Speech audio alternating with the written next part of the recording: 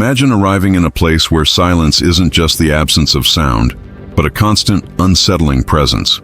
That's how Lucas Valente, a researcher known for solving cases no one dared touch, felt when he first set foot in Shadow Village. Shrouded in dense fog, the village seemed to exist in another dimension, with its deserted streets and wooden houses leaning as if trying to whisper secrets. Lucas, ever alert, soon realized that even the air seemed to carry a weight, a harbinger that something was deeply wrong. The setting wasn't the only strange element. In the center of the village, an ancient stone fountain, carved with hooded figures, appeared to have been dry for centuries. However, Lucas noticed fresh marks on the stone's edge, as if someone or something had passed by in the dead of night. He bent down to examine it more closely, but was interrupted by a distant sound, a creaking sound coming from a door rapidly closing. Was it the wind, or was someone watching him? This was no mere coincidence. Lucas knew that every detail in a place like this could be a valuable clue, or a trap. As he walked through the main square, he felt the presence of invisible gazes. The seemingly empty village seemed alive in a disconcerting, almost supernatural way. Lucas wasn't easily impressed, but something about that place stirred his unease. And you?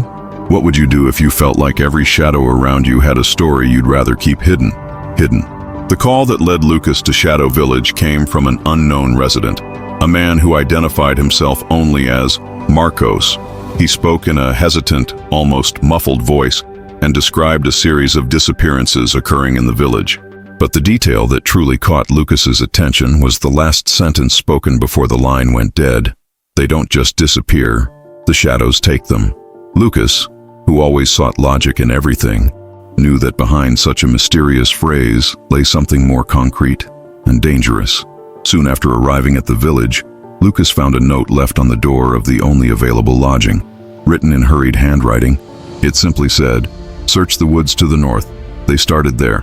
With no other immediate leads, he decided to investigate. As he crossed the boundary between the village and the woods, he found something that chilled his blood. Deep marks in the ground, as if something had been dragged. But most disturbing was a small piece of fabric stuck to a low branch, still damp, as if it had been left there hours before. The mystery only grew deeper. Who were they? What was happening in those woods, and why were people disappearing? Lucas knew this wouldn't be a simple case, but he couldn't help but wonder, could something darker than logic allow for B at play? Every step toward answers seemed to plunge him deeper into a darkness he couldn't explain. Yet, deep in the northern woods, Lucas found something that seemed out of place. A silver necklace hung from a low branch, reflecting the little light that filtered through the dense trees. The object, though simple at first glance, bore something strange. A moon-shaped pendant engraved on its surface with a symbol, a circle bisected by a sinuous line. He examined it carefully and realized the pendant wasn't there by chance. It was a piece deliberately left there, as if someone wanted it to be found. Below the branch, the leaves had turned over, revealing marks on the ground that indicated something or someone had been there recently. Lucas took a photo of the necklace and the marks before continuing to explore the area. The silence of the woods, which had previously seemed natural, now seemed charged with meaning. A distant twig snapping made Lucas stop. He wasn't alone there. He was sure of it. But who or what was so close, watching his steps? This thought kept him alert. As he followed the tracks, he found another peculiarity. A small, yellowed piece of paper stuck under a rock. The handwritten message simply said, "Be careful what you look for." Lucas clutched the paper between his fingers, feeling a wave of anxiety course through him. The clue was clear, but the message was confusing. Was it a warning or a threat? The only certainty was that this trail would lead him deeper into the mystery. And if you were in his place, would you move on or give in? About face.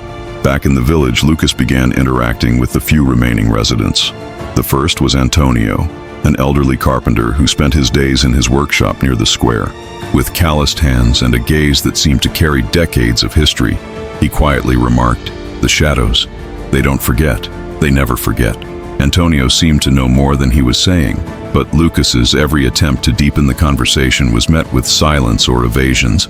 Still, the old man suggested that perhaps the woman from the inn might have more useful information. Marta, the owner of the small inn, was quite different from Antonio. Young, energetic, and with a suspicious look, she seemed accustomed to dealing with strangers in the village. "You're not the first to come here looking for answers," she said as she poured coffee. "But no one stays long. Either they give up or the shadows find them." Her speech seemed calculated, almost rehearsed, and Lucas noticed a tremor in her hands when she mentioned the disappearances. Was it fear, or was she hiding something? Marta provided another piece to the puzzle, an ancient trail on the edge of the woods that many avoided, but which, according to her, was where it all began. Finally, Lucas encountered Pedro, a curious boy who seemed to be the only one in the village unafraid to speak up. He followed Lucas at a safe distance, but eventually approached. "They come at night, you know. I've seen them. They take anyone who's been alone for too long." Pedro seemed sincere, but also confused, mixing facts with what could have been childish imagination. Lucas, however, knew that the best truths sometimes emerge from the eyes of those who have no filters. But who, among Antonio, Marta, and Pedro, was really telling the truth? Or worse, was everyone? Were they lying? As night fell over Shadow Village, the silence became almost deafening. Lucas, now back in the woods, felt the air thicken, as if the environment itself were aware of his presence. The trees cast long, distorted shadows, creating shapes that seemed to move in the corners of his vision. It was as if the entire woods were watching, waiting for something. Even the smallest sounds, the rustle of leaves, the snap of twigs, seemed charged with meaning. Lucas knew he was in unfamiliar territory, where logic wasn't the only force at play. As he walked along the trail Marta had mentioned, an unsettling sensation took hold of him. The temperature seemed to drop suddenly, and a thicker mist began to cover the ground. Lucas stopped when he noticed fresh marks on the ground, similar to those he had found before, but this time accompanied by footprints that abruptly disappeared. He shone his flashlight ahead, but the light seemed swallowed by darkness. The sound of footsteps, slow but deliberate, echoed in the distance, and Lucas turned quickly but saw nothing. Still, the feeling of being watched was undeniable. The most tense moment came when Lucas found a small cabin in the middle of the woods. The building, old and seemingly abandoned, had broken windows and a door that rattled in the wind. He approached slowly, feeling every muscle in his body on high alert. Upon entering, he found a chaotic environment, overturned furniture, scattered papers, and scratch marks on the walls. But what caught his attention was a single object on the table, a pocket watch still ticking, marking exactly midnight. What was to come in that place seemed increasingly grim, and Lucas knew the worst was yet to come, was about to happen. As Lucas examined the cabin, he found something that completely changed the course of the investigation. A hand-drawn map tucked under the pocket watch. The lines were irregular, but they indicated a specific route from the cabin and followed a trail marked with a red X. The most disturbing detail, however, was the title written at the top of the map, Path of Shadows. Lucas knew this was not just a map, but a crucial piece of the puzzle. Who had left that watch there, and more importantly, why? Following the indicated trail, Lucas found a small altar in a hidden clearing in the woods. Above the altar were unlit candles and an inscription carved into the stone. He translated the words with difficulty. "Those who walk in the shadows never return to the light." But what caught his attention was the object in the center of the altar, a golden ring bearing the same symbol found on the necklace. The pattern was repeating itself, and Lucas realized the symbol was more than a detail. It was a signature left by the person responsible for it all. Upon returning to the cabin, something even more unsettling happened. The scratch marks on the walls seemed to have shifted, forming patterns similar to those on the map. Lucas began connecting the dots. Everything he was encountering seemed to be deliberately guiding his steps, as if someone or something wanted him to follow a specific path. But why would they leave such clear clues for him? What if their true purpose was something much darker than he could imagine? These questions, still unanswered, pushed him even further, deep into the mystery. Upon returning to the village with the ring and the map, Lucas realized his investigation was beginning to bother the villagers. Marta, the innkeeper, was waiting for him at the entrance, but this time she didn't seem inclined to help. "You should have stopped while you still could," she said, her face tense, her gaze fixed on the ring Lucas held. "The shadows do not forgive those who challenge their paths." The statement, though vague, sounded more like a personal warning than a collective belief. Lucas tried to press her, but Marta deflected every question, clearly frightened or perhaps guilty. Antonio, the carpenter, was even more direct. When Lucas approached him to show him the map, the old man refused to even look at it. "That symbol, you better destroy it before it destroys you," he warned, before slamming the door to his workshop shut. Antonio was clearly hiding something, but his reaction seemed more fearful than hostile. The contradictory behavior of both residents puzzled Lucas. Why were those who had previously seemed willing to help now so reluctant? Even Pedro, the curious boy, began to avoid Lucas. When he finally found him near the square, the boy hesitated before speaking. "You're asking the wrong question, sir. It's not the shadows you should fear. It's who controls them." These words echoed in Lucas's mind, sparking a new train of thought. Could the disappearances, the ring, and the map be part of a larger plan, orchestrated by someone using fear to keep the village under control? The distrust and secrets among the villagers only added to the complexity of the situation. Mystery. Determining he needed more answers, Lucas began researching the village's old archives, stored in a dusty room in the local town hall. Among old newspapers and forgotten documents, he found a mention of an event that had occurred 40 years earlier, the disappearance of a group of young people who had explored the northern woods.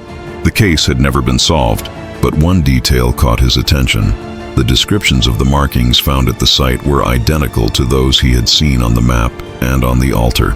It was the same symbol connected to the necklace and ring. Another document revealed something even more sinister. The village had already faced periods of neglect, with residents disappearing without explanation. In a report from the time, the name of one of the missing was mentioned repeatedly: Eduardo Marquez, a man who, according to reports, led a secret cult called the Guardians of Shadows. The documents suggested that Eduardo had disappeared along with the group of young people, but Lucas began to suspect that his legacy lived on, perpetuated by someone who had taken his place. By connecting past events to current clues, Lucas realized that the village wasn't just the scene of unexplained disappearances, but the center of something much larger, a cycle of events that seemed to repeat itself with each generation. What began as a local investigation now seemed rooted in something ancient and deep, a web of secrets stretching back decades. But the question that haunted him was clear. Why now? Why were the shadows moving again? And who was really behind it, all this? As he reviewed the documents and connected the dots, Lucas realized something crucial was missing. Why hadn't anyone in the village mentioned Eduardo Marquez directly? All the records seemed purposefully vague, and the villagers avoided any reference to the Shadow Guardians cult. The answer came unexpectedly when Pedro, the curious boy, appeared in the middle of the night, desperately knocking on the inn's door. "Sir, you need to see this," he said, panting and clutching a worn notebook. "I found it in my grandmother's basement. She always said Eduardo didn't disappear. He was buried." The notebook was filled with notes, symbols, and detailed descriptions of the cult. One passage in particular caught Lucas's attention. "The leader never disappears, only changes form. Blood connects him to the next generation." Lucas realized that Eduardo Marquez wasn't just a figure from the past. His legacy seemed alive, literally. The clues began to fit together in disturbing ways. Marta, the innkeeper, had mentioned that her family had been in the village for generations. Was she a descendant of Eduardo, or just another victim of the dark cycle? The final twist came when Lucas returned to the cabin in the woods, following a clue from the notebook. There he found something that changed everything: an old portrait of the cult members posing before the altar. In the corner of the image, a familiar face, Marta, but much younger than expected. Lucas felt the weight of truth descend upon him. The Shadow Keepers were not just a legend, and Marta was somehow directly connected to the mystery. But was she the victim or the central figure behind it all? The case was taking a turn Lucas had never anticipated, could foresee. Lucas knew he needed to confront Marta, but first he decided to review the notebook Pedro had given him. On one of the pages, there was a more detailed drawing of the recurring symbol, the circle divided by a squiggly line.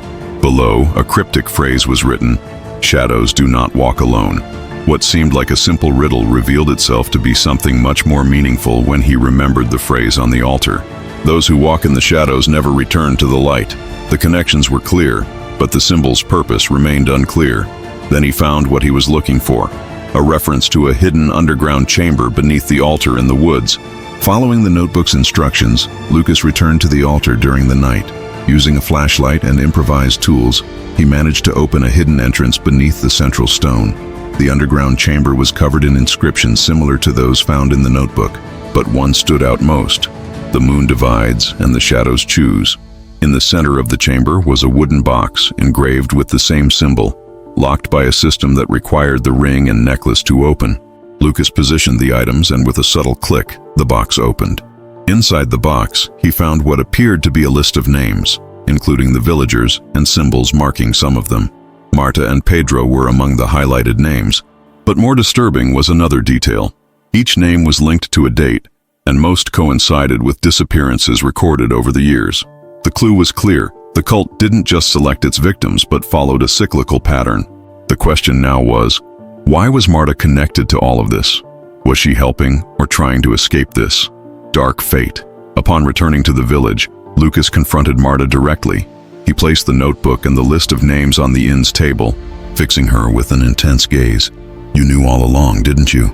You knew about the cult, about Eduardo Marquez, and about the disappearances." Marta, initially hesitant, finally broke the silence. "You don't understand. I didn't choose this. No one does. We're all trapped in something that began long before us."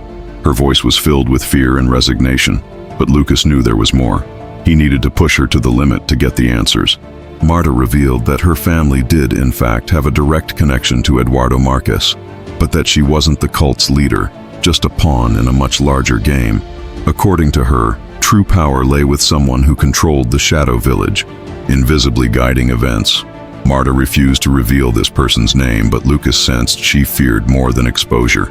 She feared the consequences of betraying what she called the Order of Shadows.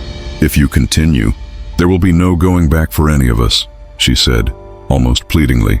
Lucas knew the only way to break the cycle was to directly confront whoever was behind it all. Based on the information in the notebook, he pressed Marta until she finally relented. "Antonio, he's the only one who knows how this started. He keeps the cycle alive." The seemingly harmless old carpenter was actually the keeper of the village's darkest secrets. Lucas felt the weight of the revelation. He would need to face Antonio, but he knew this confrontation would put him squarely in the crosshairs of what he feared most, the heart of the mystery that haunted the village of shadows. The confrontation with Antonio took place in the carpenter's workshop, a place Lucas now saw with different eyes. Among the worn tools and scattered pieces of wood, something seemed out of place. A shelf filled with antique objects bearing the same symbol found in the notebook, the ring and the altar. Antonio, his gaze heavy and his voice thick with weariness, made no attempt to deny it. "You've come too far, Lucas. There's no reason to hide anymore." His tone was resigned, as if he knew this moment would come eventually. Antonio explained that decades ago, Eduardo Marquez founded the cult with the promise of protecting the village from outside forces. But over time, the goals changed. What began as a pact to preserve the village became a curse. "Each generation pays the price," said Antonio, holding a small wooden artifact that appeared to be an early version of the symbol. He confessed that his role was to ensure the cycle continued, selecting those who would be offered to the shadows. "It's the only way to keep the village alive," he added with an expression of profound guilt. Lucas realized that Antonio was driven not only by loyalty to the cult, but also by fear. He believed that without the sacrifice, the entire village would succumb to an unknown force. "Do you think you can change that?" Antonio asked, with a mixture of defiance and hopelessness. Lucas knew the carpenter believed he was doing what was necessary to protect the village, but he also sensed something deeper. Antonio was tired of carrying this burden. The cycle could be broken, but at what cost? And who else would pay the price for the truth? Lucas knew he was close to the truth, but also that it put him in direct danger. That same night, as he left Antonio's workshop, he felt he was being followed. The village streets, which had previously seemed deserted, now seemed alive with movement in the shadows. Each step was accompanied by the faint sound of leaves crunching underfoot, but when he turned back, there was nothing visible. He quickened his pace, clutching the notebook and ring tightly, feeling he was carrying something many would do anything to retrieve. Back at the inn, Lucas found Marta panicking. "They know you know," she said, locking the doors and turning off all the lights. Before he could question her, the windows shook with the sound of heavy footsteps outside. A heavy knock on the door made Marta flinch while Lucas grabbed an iron bar as a makeshift defense. The two remained silent as the knocking continued, growing louder. Marta whispered, her voice trembling, "They won't stop until you hand over what you found." The height of danger came when the inn's doors suddenly opened, and a hooded figure entered, walking slowly toward Lucas. couldn't tell if it was human or something else. The figure extended its hand, pointing directly at the notebook he held. Lucas knew that giving in would mean losing everything he had discovered, but resisting could cost him his life. Heart racing, he had to make a quick decision as the darkness around him seemed about to close in. Swallow it. As the hooded figure advanced, Lucas realized something he had ignored until then. The symbol on the notebook, the ring and the village artifacts was not just an emblem, but also a coded map. He glanced at the notebook and noticed that the pages were arranged in a pattern.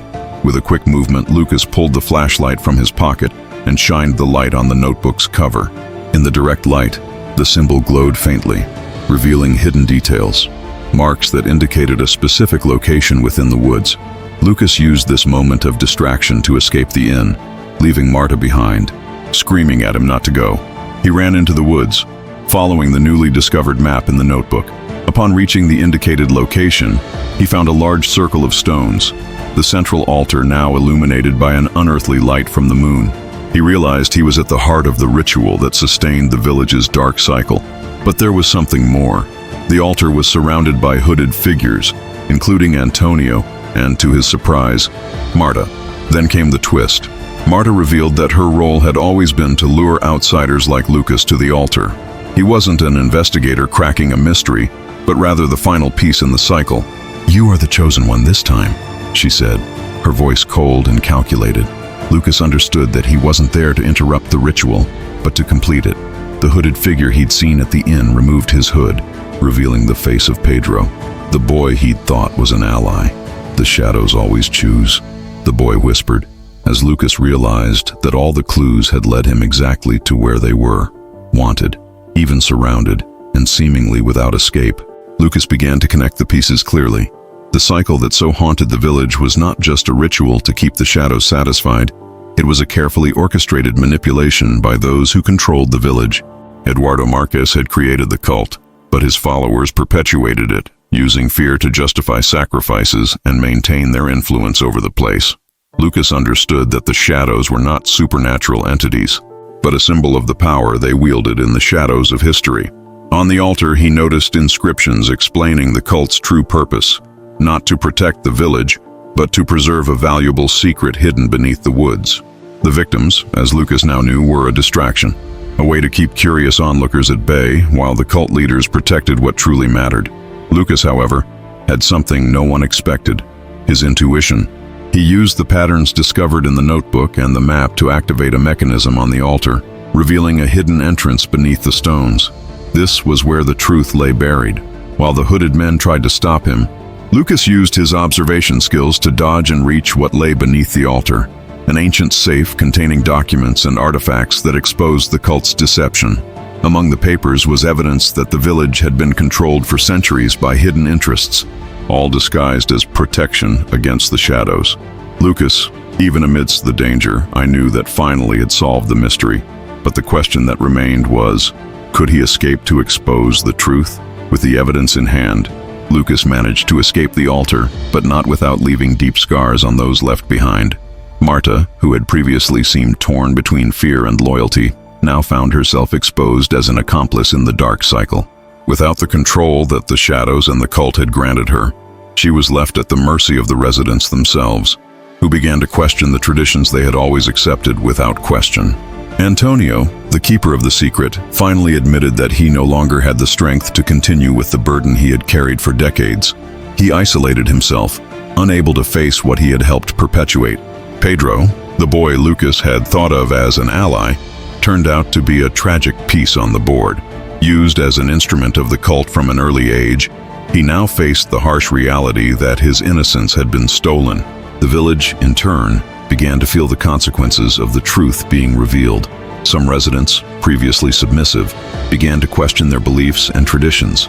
Others, however, still feared the consequences of challenging the shadows, creating a divide between those who wanted freedom and those who preferred the safety of old stories. As for Lucas, he knew that even though he had survived, the impact of this case would never leave him. He had exposed the truth, but at the cost of broken alliances, changed lives, and secrets that should have remained buried. The mystery of Shadow Village was now solved, but the price of truth still echoed in every corner of that forgotten place. In the end, The question he couldn't avoid was, what if some truths really are too dangerous to be revealed? As he left the Shadow Village, Lucas reflected on everything that had happened. He knew that solving a mystery wasn't just about finding answers, but also about dealing with the impact those answers had on people. The biggest lesson he realized was that the truth doesn't always set you free. Sometimes it destroys you. For decades, the village had lived under the weight of carefully cultivated secrets and fears. When those secrets came to light, what remained were fragments of stories and people who had to figure out how to move forward. Lucas also learned that human motivations are as complex as the puzzles he solves. Marta wasn't just an accomplice to the cult. She was a victim of the traditions that imprisoned her from an early age. Antonio wasn't just a guardian. He was a man haunted by regrets and choices made in the name of something greater than himself. Even Pedro, the seemingly naive boy, was a reflection of how fear can be used as a tool of control. Lucas knew that, deep down, everyone was a victim of a truth that distorted in the hands of those who controlled it. The most important lesson, however, came when Lucas realized that the search for truth is often a lonely choice. He knew that bringing the evidence from the case and exposing what he had discovered wouldn't bring immediate justice, but it would plant the seeds for people to decide for themselves what to do with this new reality. For Lucas, each case was a reminder that the true mystery wasn't in the shadows, but in what we do when we finally illuminate them. The question he left with you was simple. Are we ready to face the truths that are we looking for? Back in the city, Lucas felt the weight of returning to his routine after the intense events in Shadow Village. His apartment seemed strangely quiet, almost welcoming, compared to the oppressive environment he had left behind. He placed the case documents and artifacts on his desk, knowing that what he had discovered could not simply be forgotten. But at the same time, there was a sense of relief in being away from the shadows that seemed to follow his every step in the village. Normalcy, however, was never complete. Each case left its mark, and this one seemed more profound than the previous ones. Lucas tried to return to his small routines, making coffee, reviewing old archived cases, responding to client messages, but his mind kept revisiting the faces of Marta, Antonio, and Pedro. How were they dealing with the aftermath of everything that had been revealed? Could the village rebuild without the lies that had sustained it for so long? Even as he tried to get his life back on track, Lucas knew that this case would be a turning point in his career and his worldview. He understood that returning to normalcy was never about erasing what had happened, but about learning to live with the shadows each mystery left behind. In the silence of his office, he looked at the notebook where he recorded his cases and wrote a new entry.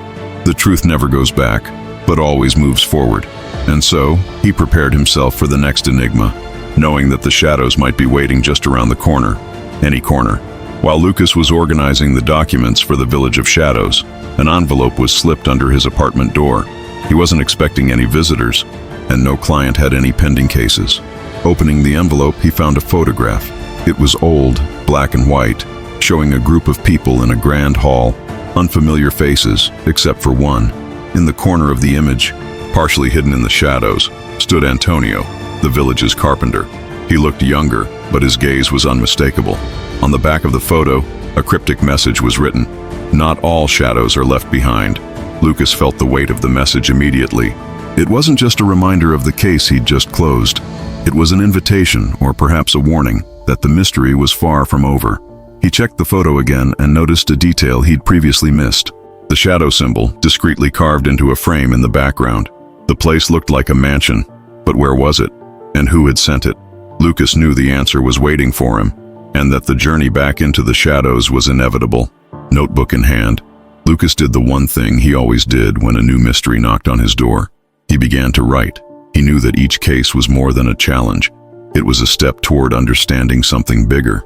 And as he tucked the photo away in his file cabinet, he stared out the window, his gaze fixed on the horizon. The shadows never truly disappear, he muttered to himself. The next enigma was already forming, and he was ready. Face it.